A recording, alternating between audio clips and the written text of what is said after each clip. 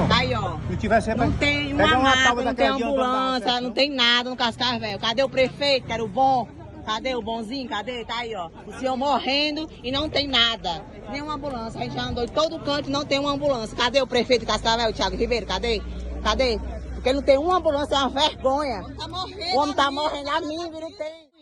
Cadê tu, que era o bonzinho, tu não era o bonzinho do Cascavel? Cadê? Cadê? Bichão, coisa, tu só tem língua, peru, morrendo a língua. Tá aqui, ó, levando a maca, ó. Não tem ambulância, não tem SAMU, não tem nada. Cadê tu, se mostra? Cadê tu? Que tu é igual Ganso, é o prefeito Ganso, só tem zoada. Só tem zoada, agora vai procurar. Tá aí, ó. Isso aqui é uma vergonha. Uma vergonha, uma vergonha. Isso aqui, tá aqui, ó. O senhor. E no Cascavel não tinha ambulância de jeito nenhum para atender o senhor.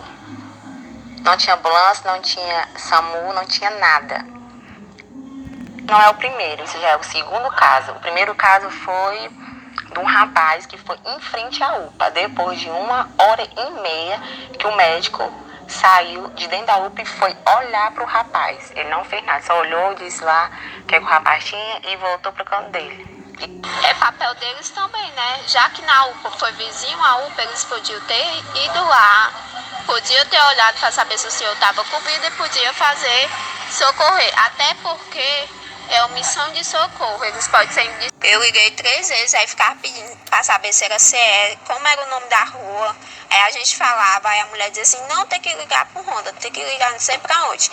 Aí desligava na cara da gente, aí dizia que já tava vindo o SAMU. Depois de 1 hora, quando ele foi socorrido desse jeito, foi que veio chegar o SAMU, depois chegou o Honda e depois chegou o Demutran. Depois de 1 hora, quando aconteceu isso tudo.